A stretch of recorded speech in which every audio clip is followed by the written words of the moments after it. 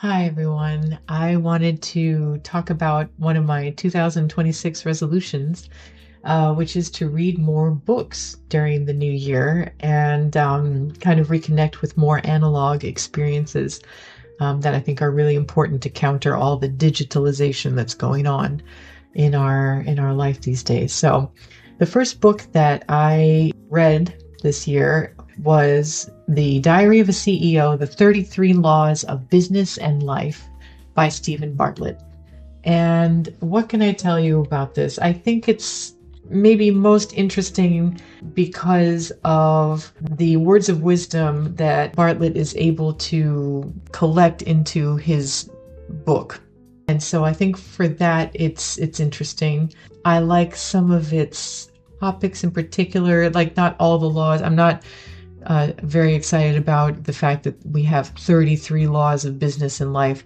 I find that a little pompous myself, but there are a couple of highlights. For example, sweat the small stuff. Usually they say don't sweat the small stuff, right? It's about the big goal or the big idea. Don't get lost in the weeds.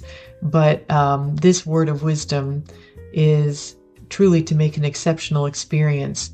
You do sweat the small stuff because it is the entirety of the experience, which is made up of a lot of little moments that can either be successful or disappointing for the person experiencing it. So I like that very much. And I know that when I'm trying to create a pleasant and successful experience, whether it's hosting a dinner or it's a meeting or a rehearsal, you would like to think of everything from the moment that everybody walks in the room and then through the actual experience and then to the last thank you, have a good night.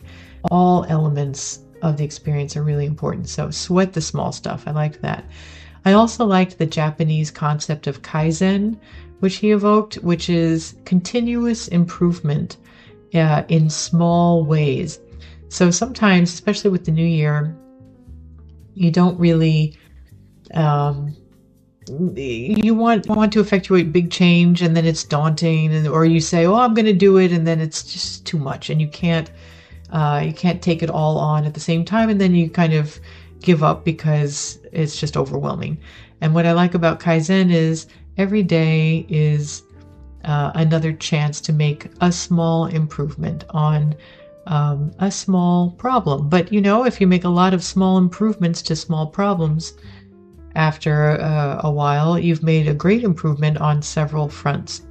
So I like that concept very much. Another one of the laws that I liked and agreed with was Law 2, which is to master it, and whatever it is, to master a subject, you must create an obligation to teach it. Now, of course, I would like something like this.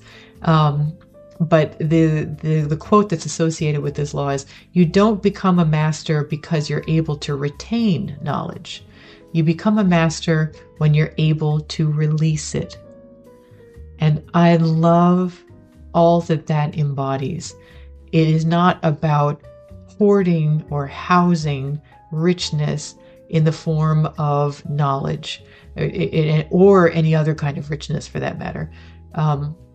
The true mastery comes when you can share it with others and you are capable not only of having received that initial wisdom or knowledge, but then also the ability to express it clearly to others so that they too can profit from the wisdom.